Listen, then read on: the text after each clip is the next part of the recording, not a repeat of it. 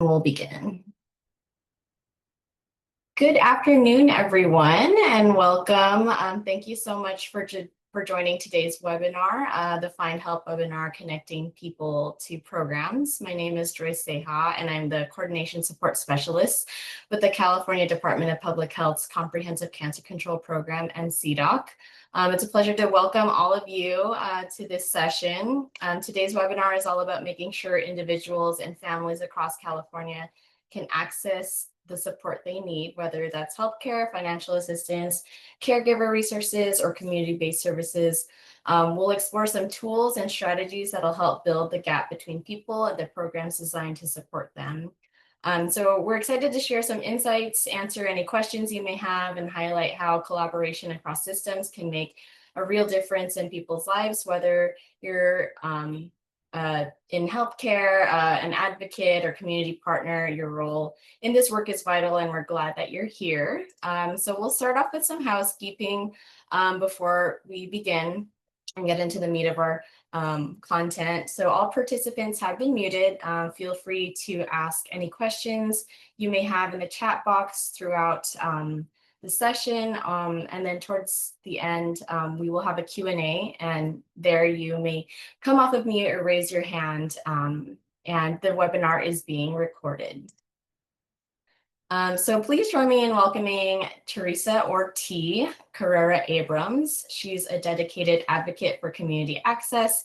T brings a wealth of insight into how we can better connect individuals and families to programs designed to support them. She currently serves as a senior professional service consultant at Findhelp. And whether it's through partnerships or direct service, T is passionate about removing barriers and building bridges to care. We're thrilled to have her with us today to share some strategies, tools, and stories that can help us all do this work more efficiently. And so please join me in welcoming T. So I'm going to go ahead and stop sharing and give T the sharing capabilities. Amazing. Thank you for the wonderful introduction. All right, let me know if you can see this. Looks good. Okay, awesome. So again, my name is T. Very pleased to be with you all today.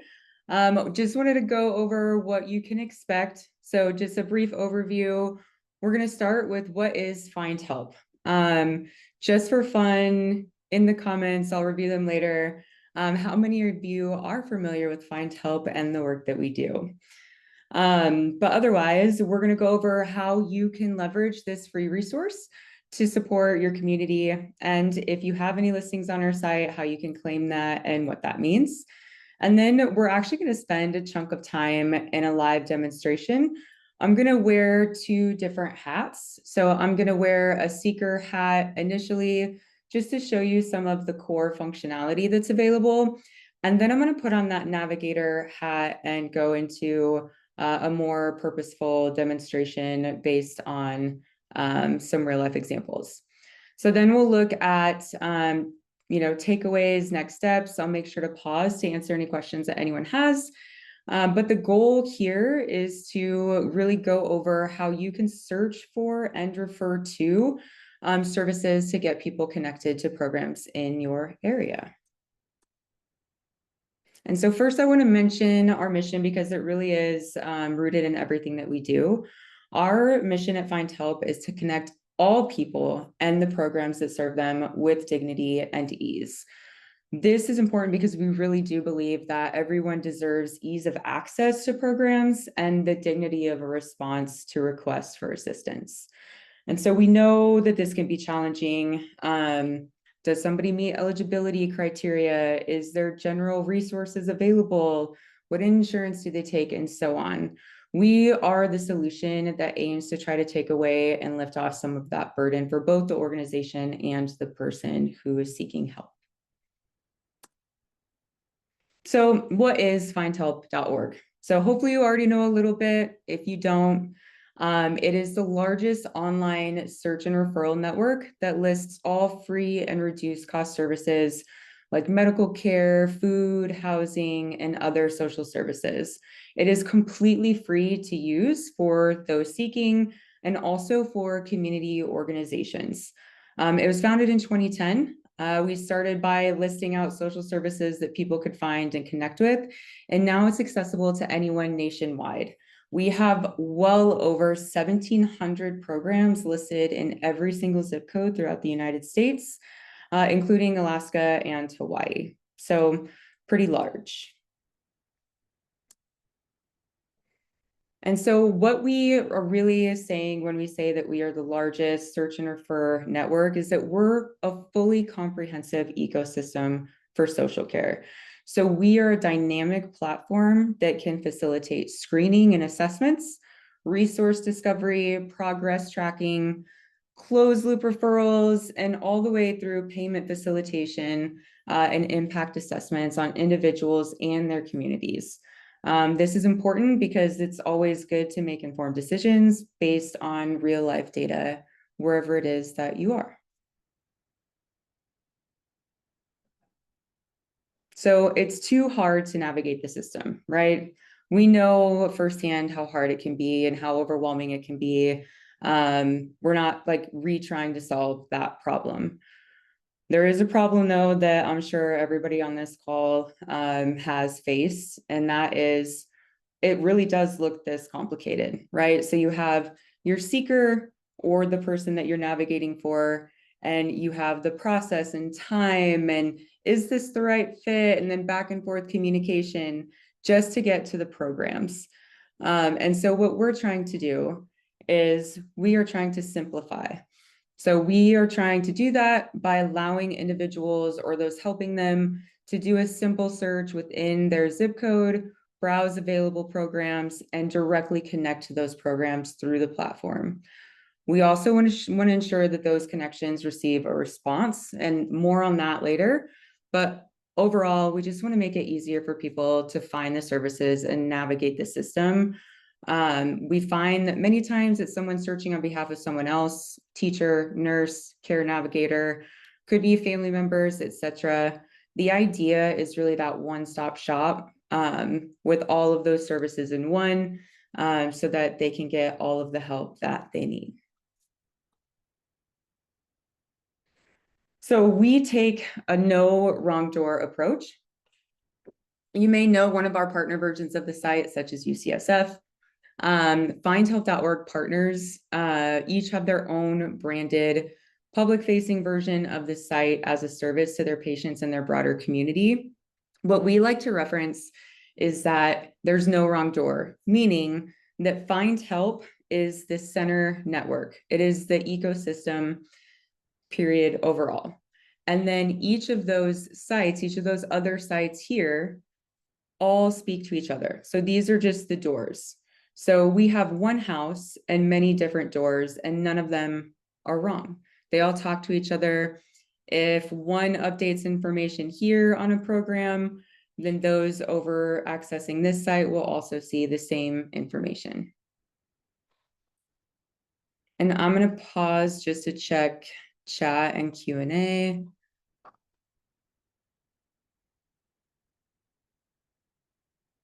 Okay. We shall move forward. Please don't be shy if anyone has any questions. This is just an overview of some of our 80+ licensed partners in California. So you'll see regions like the Inland Empire, Bay Area, LA, Orange County, and more, and then all of whom are using Findhelp successfully in their cities and counties. So what are the benefits of Findhelp.org? So we are completely, we're industry agnostic, but we're an open network, meaning that there are no contracts. Anyone can use it anytime across the US. We don't hide programs based on contractual obligations or anything of the like. And then we also really value privacy and security. They're really, really important to us. So we are HIPAA, high trust compliant, and FERPA compliant. And really, I know that's a very techie thing to say, but at the end of the day, we take social care data with the same seriousness as we would with someone's healthcare data. The other benefit of using the tool is that it's flexible. So it's easy to use, very intuitive. You have access to all of the resources on the site, And you don't have to create an account in order to access those services. If you go to register now, for instance, we don't even ask for like anything. We don't ask for your home address, for example, which is first, last name, your email address, and that's it. And you have the ability to opt out and delete your account if you so choose. But just saying all of that because it really is that flexible, and we do just want to make sure that we're meeting people where they're at. Okay, so now we are going to pivot. Again, as I mentioned earlier, I'm going to do two hats. So this first one that I'm going to do is just a general overview of the platform, landing page, and some of the core functionality. And then I'm going to let you know, of course, when I put on a different hat as that navigator. Before I do go into the demo, I am going to check chat. I see some stuff here. Oh, amazing. Okay. Okay. So let me know, just a quick thumbs up if you can still see my screen when I change my tab. Yes, you can see. Thank you. Okay, amazing. All right, so this is my demo site, but it looks pretty similar and functions pretty similar to the regular findhelp.org. So I do see, okay, I'm gonna put this link in the chat. Feel free to follow along. But the first thing that I like to call out about this specific landing page is that down at the bottom, you can translate this page and the entirety of the site thereafter into any of the languages that you see here. We have an integration with Google Translate. So anything that they have publicly available, we will also have reflected in the site. Another thing to call out, if I do work at an organization and I want to come in and see if my program is listed and claim it, I can come here to this claim programs at the bottom, and I can type in my organization and get started. And then I can easily claim my program. I'll come back to claiming in a little bit, but essentially at a very high level, what that means is that you are coming in to claim your program to show that one, you're aware it is listed, and two, so that you can update and maintain that information, and you can have the dignity of choosing how folks interact with your specific program. The last thing that I'll know on that initial landing page is that it's just that simple zip code search. So anybody can come here, note that I am not logged in currently, and they can enter in a zip code and click search. And you can see within that zip code specifically, there are over 3,000 programs that are available. From here, there are two main paths. So one is the category search from this navigation bar. So if I wanted to look at food resources, I could come down and select the best fit for me here. Or as our close personal friend Google has really raised this all to be in the digital era, a quick search. Here, you don't necessarily have to enter a zip code. You can be a little more specific to say something more specific. All right. So now that we have our results, they are based again on that initial zip code that we entered on the login page. When we are looking at our programs that are available, this is our condensed view. So on this program card, we see the name of the program first and in larger font, and that is intentional. We have found that the name of the program is oftentimes more telling of the services that are being provided versus the provider name linked underneath.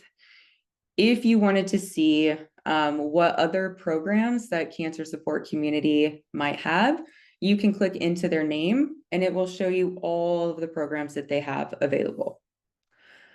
After that, sometimes you may see a trusted partner flag. Sometimes you might see this reviewed. We do have tools and automation that run in the background 24/7 to continually ensure that the information we have listed is up to date and the most accurate. So that's what that means. And then we can see general information about the program at a very high level, what services they provide, and the people who they serve. And so that's really important to know, because in the main services, this is how results of the search are determined beyond that initial zip code search. Other services, if you see that, it's not always there, but if you see that, that means that they provide secondary services. Example, if I were to go look at the main services they provide, so health, education, counseling, navigating, support groups, etc. I can see that maybe they don't have bus passes, right? That's not their main service. But maybe if they wanted folks to know that they did have bus passes, they could list that as a secondary service so that people were more informed. When we click the more info, this is going to break out even more information, eligibility, a more detailed description, languages, cost, etc. All the way down to coverage area.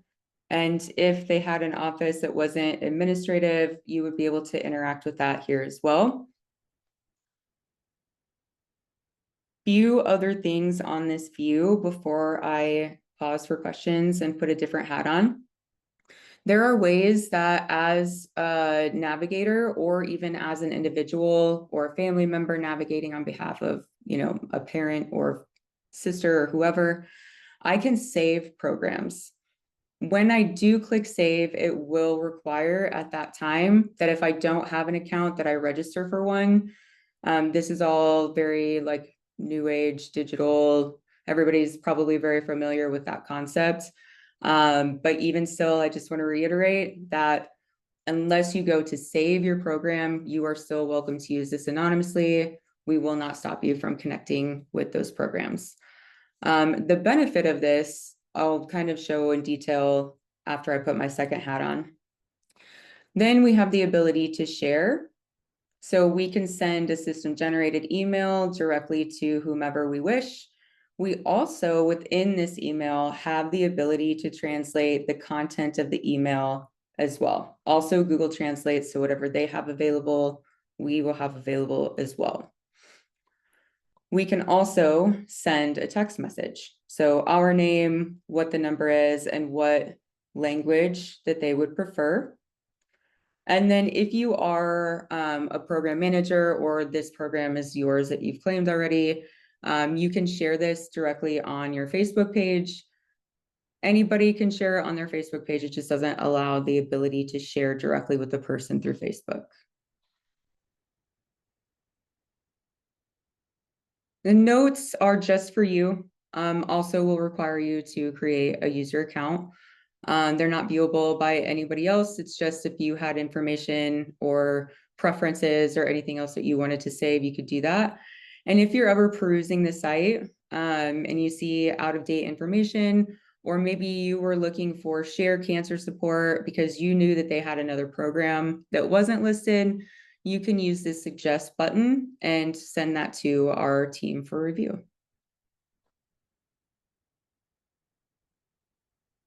I'm going to pause there just to see if anybody has any questions. We have 2 questions in the chat. I'll just read them to you, T, just to help facilitate. And then if the folks want to come off of mute, you're welcome to. Our first question is from Sarah Glenn. She says, I'm curious how Findhelp's features can complement or be integrated with the utilization of CIE. Yeah, that's a great question. So there are quite a few initiatives currently across the state of California. I will say that we do have a very, it's a word I'm looking for. We value interoperability, and we will partner and integrate with anyone as long as they agree to our terms, which is, we don't share data, period, point blank. We don't, well, I'm sorry, not share data, sell data, period, point blank. So we wouldn't partner with anybody that would. But one of the CIEs local to California that we've recently integrated with is Coziva, if anybody's familiar with that. So if you actually, Sarah, want to send me, I'm going to put my email. I know it's on the slides as well, but anybody interested in any integrations, whether it's CIE or EHRs, go ahead and send me a follow-up so that I can send you the appropriate information. Thank you, T. And I know you mentioned EHR. We actually do have a question from Eva Glenn Lesia. I'm sorry if I'm butchering that. She says, I'm interested to know how I could refer and follow up on the referral through Epic EHR. Yes, we are heavily integrated with Epic, and we have a lot of different possibilities. At a high level, we have 2 integrations that we offer. One is called Launch. So imagine that you are in your Epic environment, whatever application, we'll say Compass Rose, and you were screening a patient and they screened positive for food insecurity. You would be able to click a button inside of your Epic that would launch also within your Epic into Findhelp, and you would be able to refer and follow and track that journey. We do have other widgets that can be added so that you can, send an after visit summary to my chart, or the programs rather would go to after visit summary. There's all kinds of awesome stuff with Epic Launch. And then we have Epic Native Plus, which has very specific use cases, but what that is Findhelp talks to Epic, where you're not leaving Epic at all. You're not clicking a button to launch into Findhelp. Everything that you're doing is just within Epic, but we have a way to pass data between the program listings, and then we have a way to pass data on the statuses of those referral updates.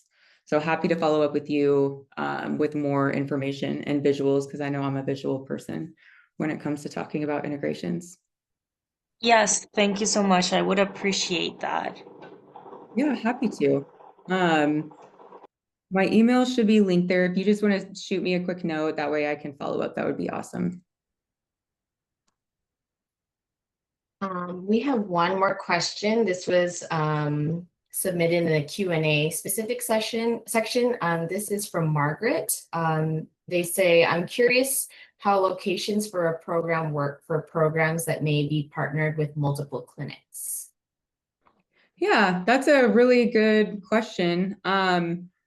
I guess I don't fully understand what you mean, but what I can say is, regardless of, let's say one program might be partnered with multiple clinics, it would all be relevant to the zip code and or the service areas of that program. So on my program card, if I were to look at the office locations, ideally in that example, all of those relevant clinics would be listed there.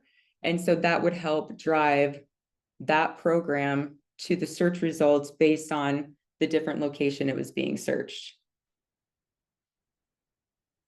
Is that helpful, Margaret?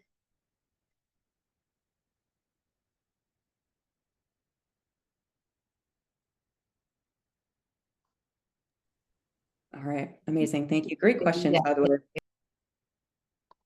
Okay, I don't see any further questions. Oh, there's one more question from Karen. Many organizations have national reach. Do these show up when you do zip code specific searches? They do. Yes, they absolutely do. Zip code search is not the only driver of the search results. There are other factors such as IP address location, and then obviously the services, like the service categories, so food, health, and the like. So if they're national, they're probably going to show up in a lot of different results based on that criteria. So it's more service-based versus zip code-based, if that makes sense.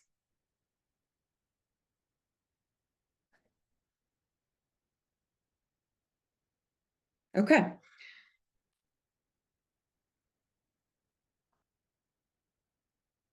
Yes, Margaret, all clinics should show in the location. That is the best practice that we do advocate for. So that's also, remember that team that I mentioned earlier that kind of reviews things to make sure that everything is up to par and correct. That would be something that they would look at, and that would be something that they would update.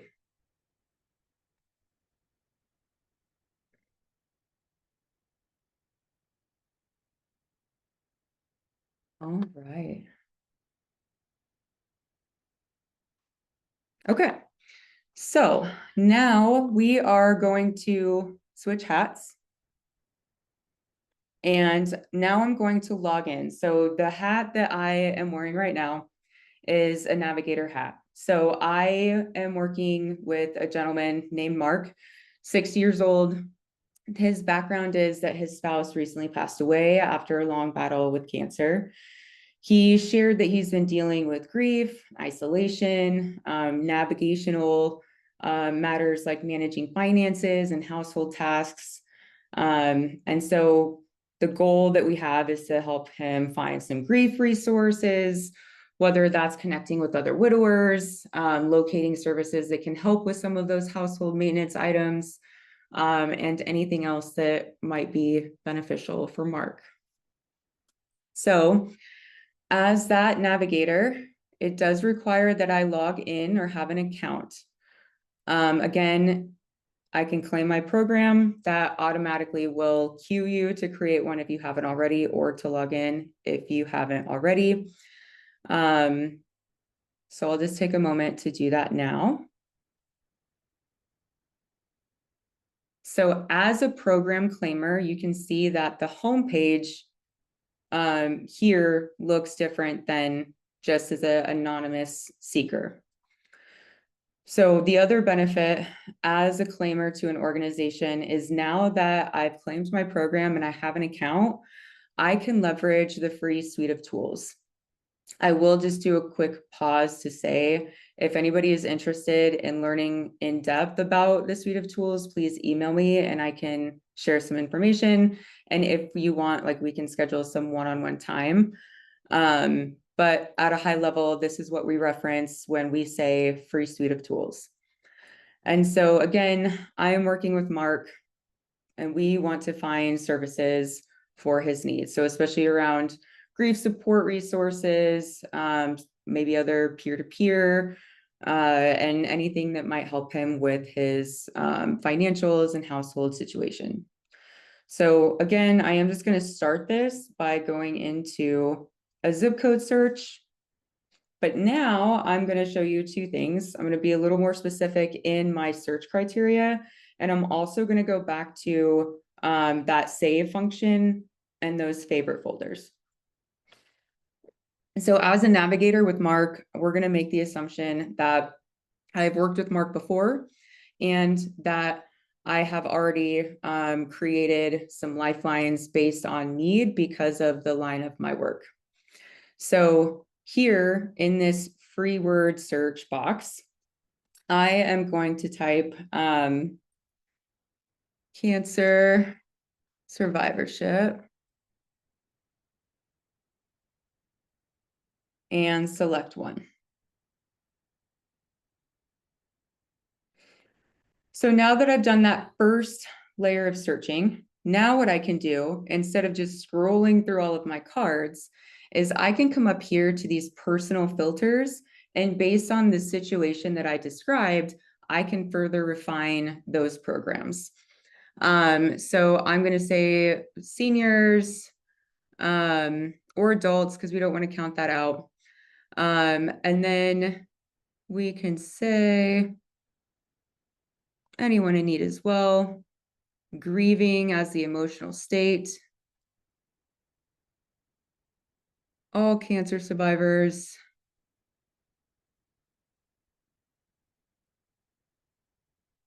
and filter. So now we can see that we have 14 programs that may be good fits for Mark. So here we have virtual cancer support services. They are claimed and they have referrals turned on. And so if we went through and we were having our conversation with Mark and sharing some of this information with him, he could help determine what we would recommend for him. Another way that you can, save these is what I referenced earlier. So again, I'm a navigator. This is my line of work. And I've worked with Mark before. So I'm going to come up here to saved favorites. And we have one here saved for cancer-related financial services. So we can see that they are claimed. They do have an intake tool turned on, and that he is eligible for this program. So this is, again, a live program, so I'm not going to complete a referral here, but I do want to show you a couple other ways that you can interact. So coming down here to this cancer survivorship,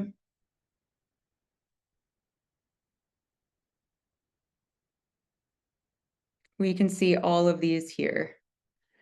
At this point, if Mark and I were in person and not over the phone, if he was feeling overwhelmed, or maybe he wanted to take this back and share with his, his adult children, what you could do is you could print this and hand this information to him physically, or you could actually share this if he wanted to give you an email.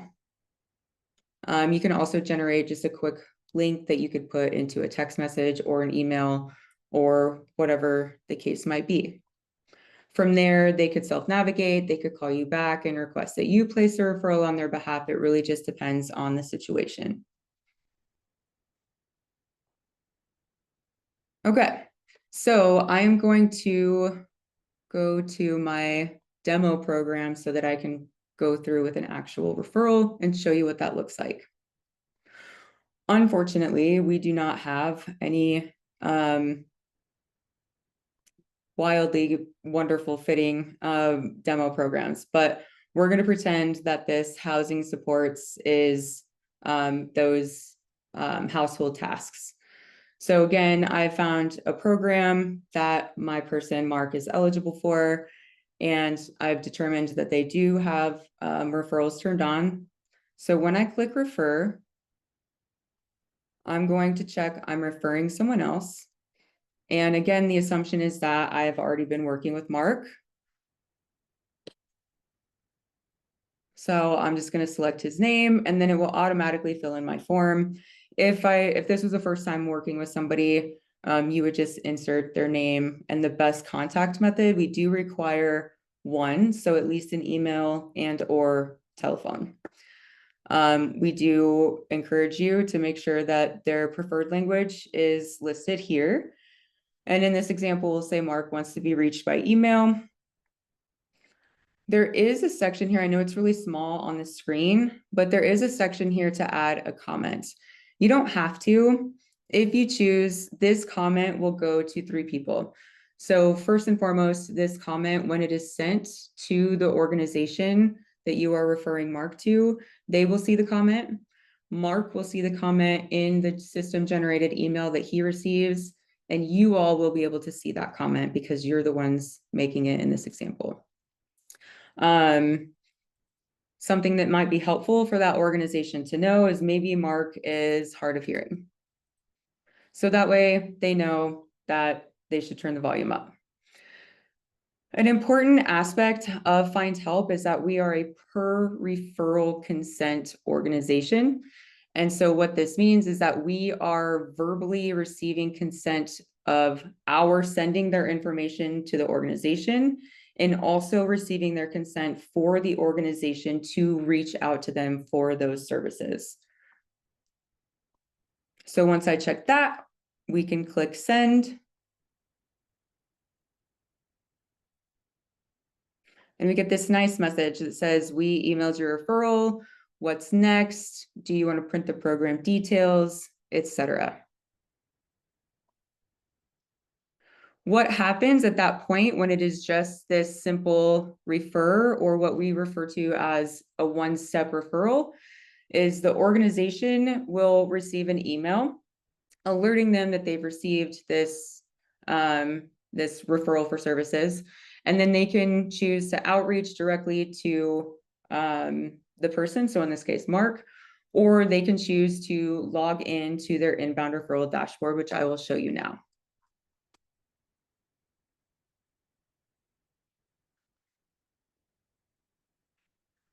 So because I am a claimer, I have access to these program tools.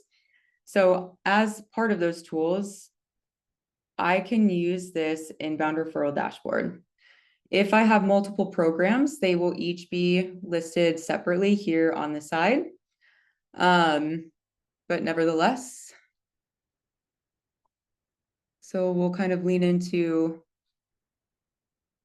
here we go. There's our housing supports.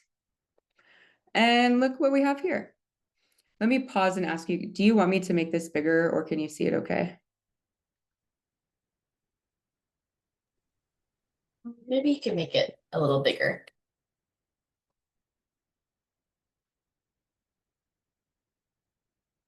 Okay, perfect.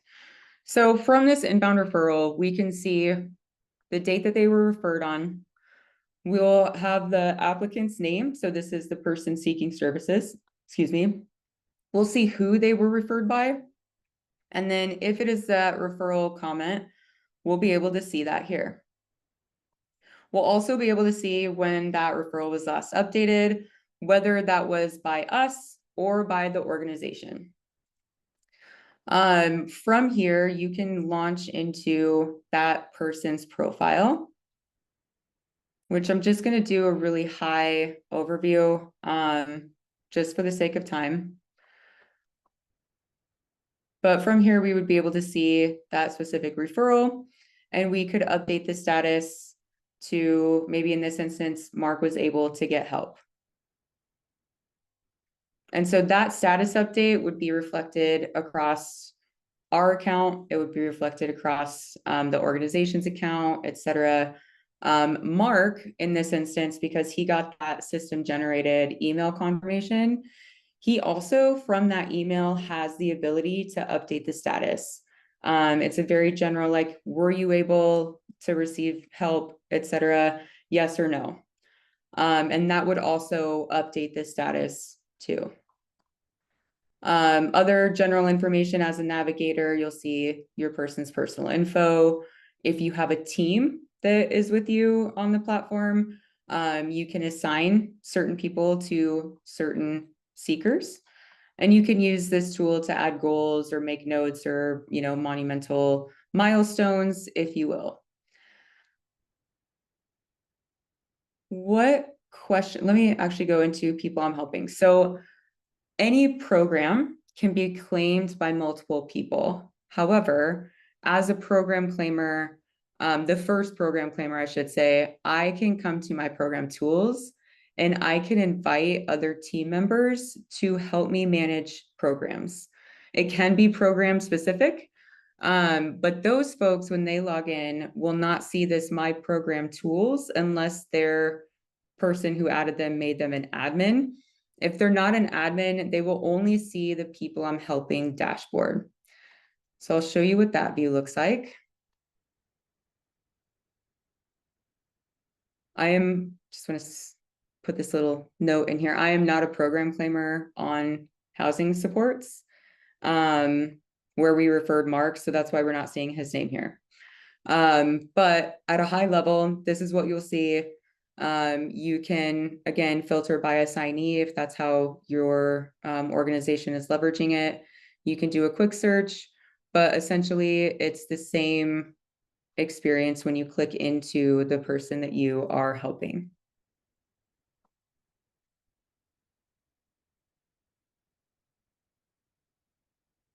Now, under navigation history, one important note is that I'm not going to see the navigation history or the referral history for anything except my program. There are some exceptions, one of which is like if you have a data sharing agreement with another organization or you're in a coalition.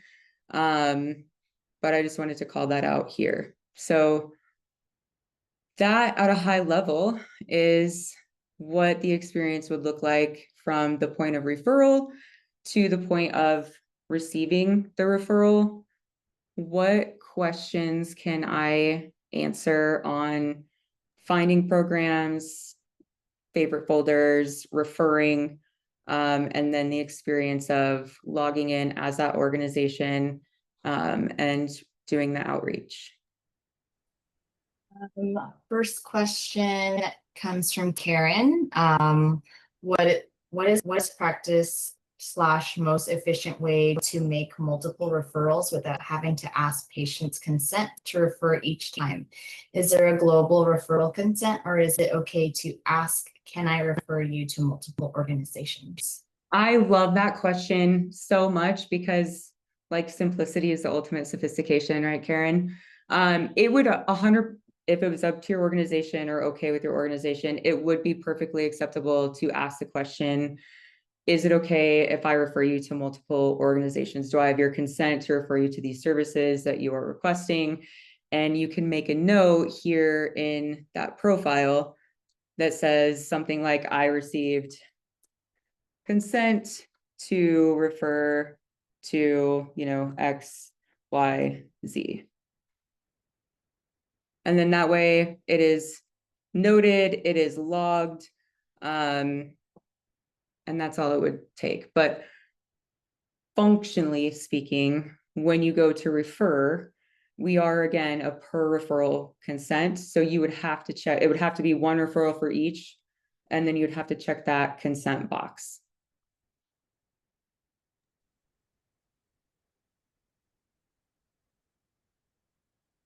Okay, thank you, T. Our next question, and Karen says thanks. Eva, they say, do community programs usually follow up on the referrals through Findhelp? Do they update in Findhelp if patient got services?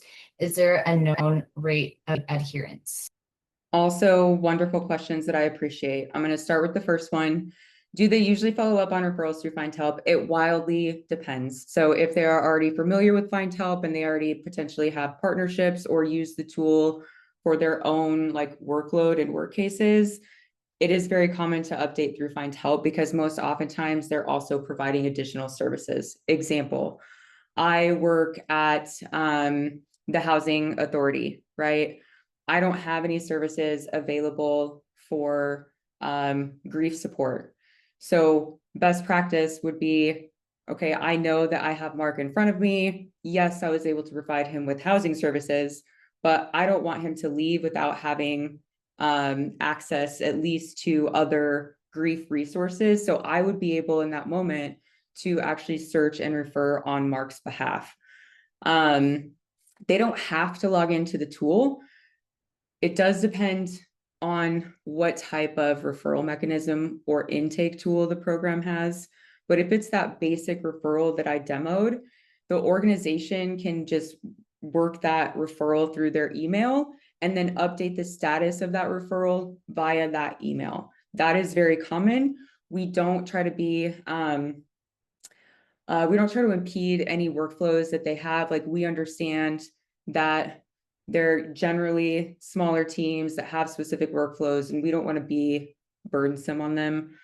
And then the known rate of adherence is also wildly dependent on location, on the status of the organization, if they're onboarded to Findhelp, if they've claimed, if they have any, former knowledge. In our trusted networks, though, we have some really good case studies. So Eva, in addition to the EPIC questions that you were asking, I'll make sure to follow up with some of those that are relevant to the rate of adherence or that closed loop rate.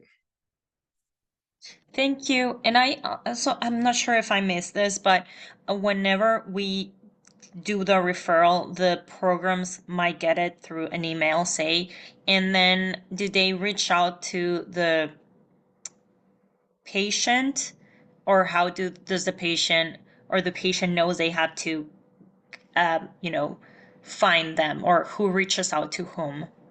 Yeah, also a great question. So in the scenario that you just asked, if the organization chose to reach out directly from the email, it really doesn't matter even if they log in. They would just start outreach.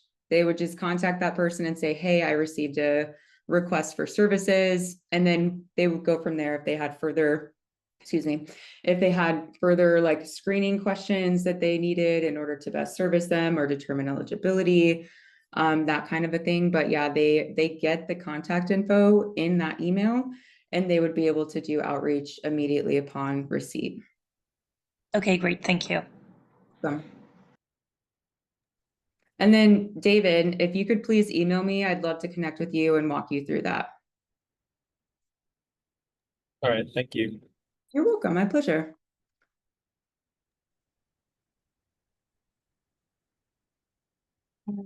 Sarah had left a chat or a comment in the chat. I'm wondering if you could reiterate your answer regarding the CIE question she had earlier. Yeah, so we do, we love interoperability. We believe in it, and we are willing to integrate with anyone as long as they agree to our terms. And our terms are really just, we don't sell data, period, point blank. It's a hard stop for us. And one of the reasons that we're high trust and FERPA compliant.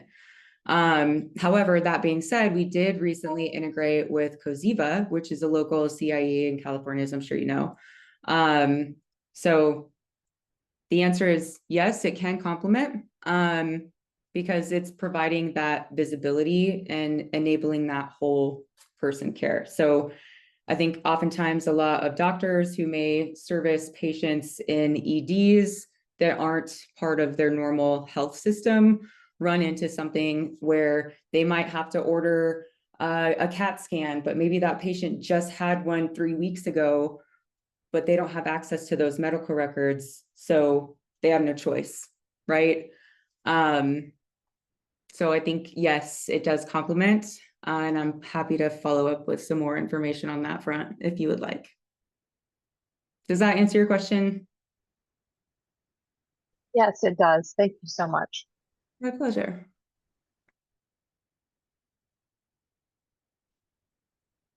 Okay. All right, I'm just going to scroll through one more time. All right. So bringing us back to our presentation. So key takeaways. I think based on all of the questions and responses, it's pretty clear that every organization's needs are a little bit different. So we can talk about some of those next steps. We really, truly just want everybody to get the most out of the platform. Again, it is free, it is intuitive, and it's meant to really help build that social safety net. There we go. So again, just reviewing the interactive options available on all of the programs you see.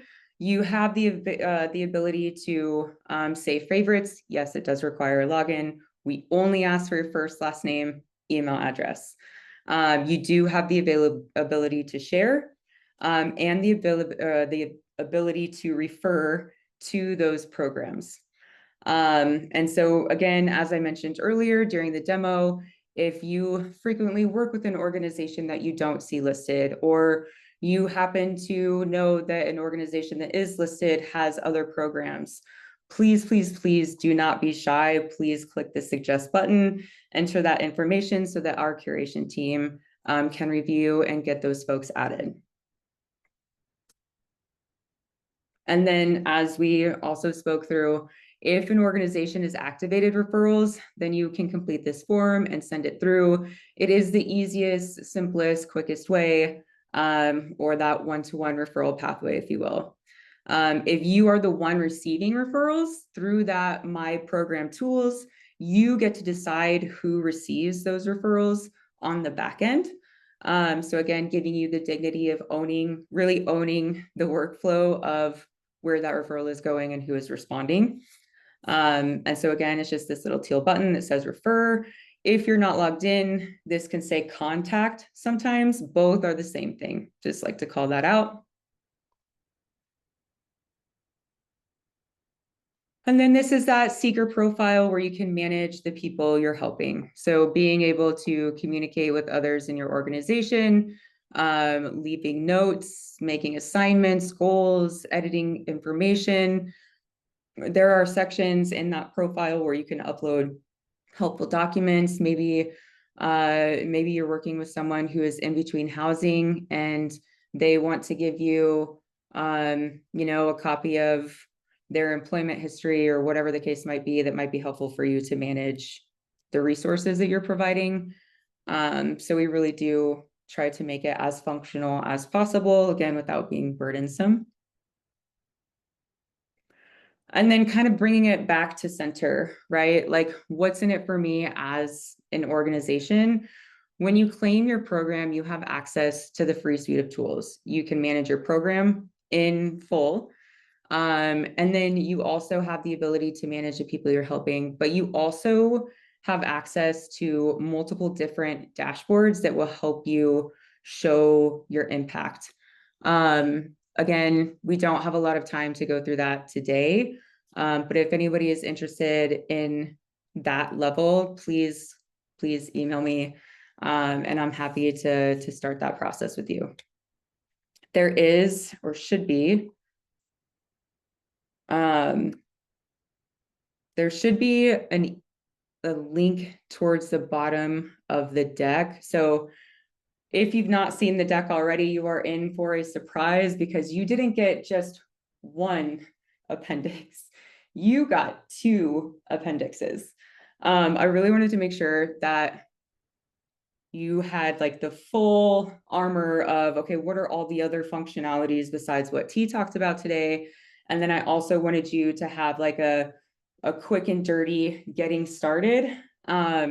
So that link to that 201 training should be there. But again, just go ahead and email me and we'll figure it out regardless. I did want to take the opportunity to talk a little bit about Keep. So Keep is now part of Findhelp. It really is a modern case management solution for better outcomes. So it has more interaction capabilities with the seekers than I would say Findhelp traditional does.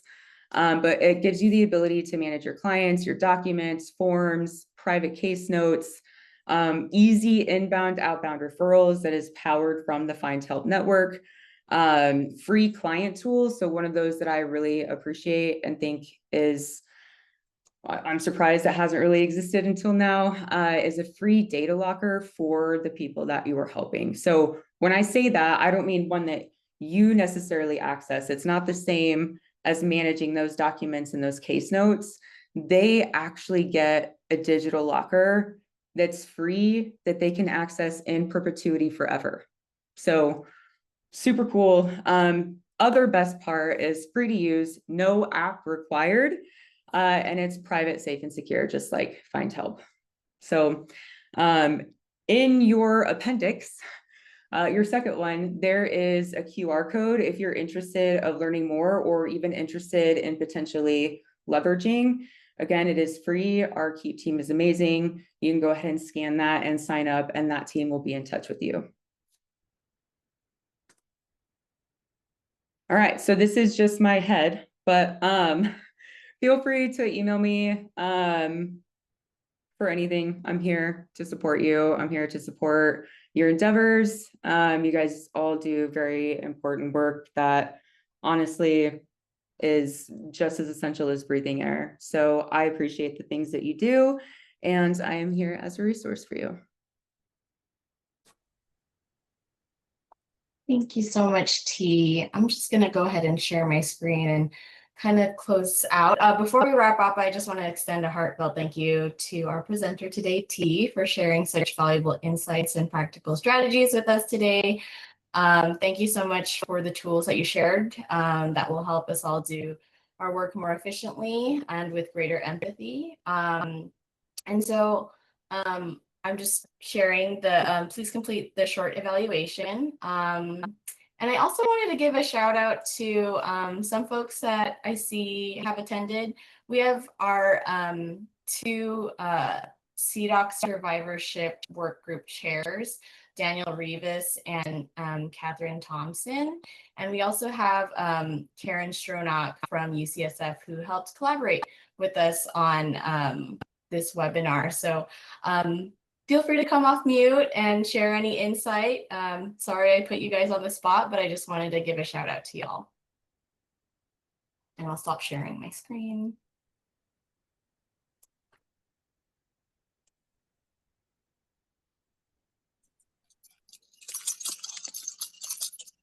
Hi, everybody. Thanks for being on the call. This is Daniel with UCI Child's Family Comprehensive Cancer Center. I did want to say thanks to T. I've been working a lot more closely and frequently with T here for our network at UCI Health's Findhelp network, which I had also the privilege of working with Findhelp when I was at Blue Shield of California. I think it's a great resource. I think it's one of the partners that we should be working with to connect our patients and our community members to resources. And I appreciate the conversation around CIEs as well.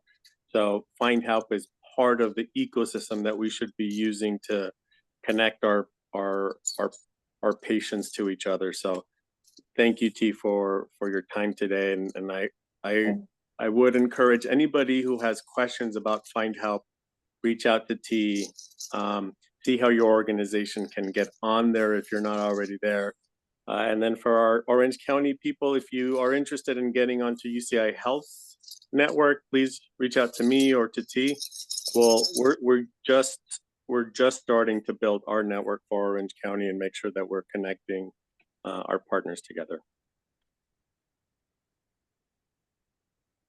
Thank you, Daniel.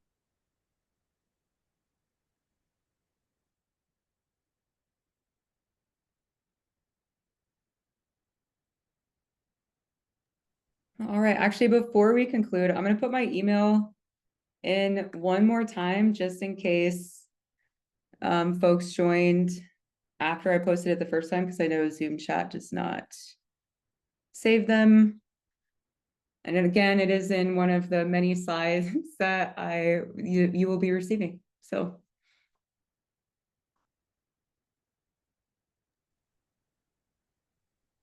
any last minute questions or comments, reactions? I just want to say thank you, T, as well, just on behalf of the Comprehensive Cancer Control Program and the California Dialogue on Cancer. Thank you so much. This has been great. pleasure. Thank you. Okay, with that, I think we can close out. Thank you so much, T, again. I hope that we can be in touch, and this is just an opportunity for us to collaborate more. So have a great day. Take care, everyone, and we'll see you all soon. Take care. Thanks, everyone.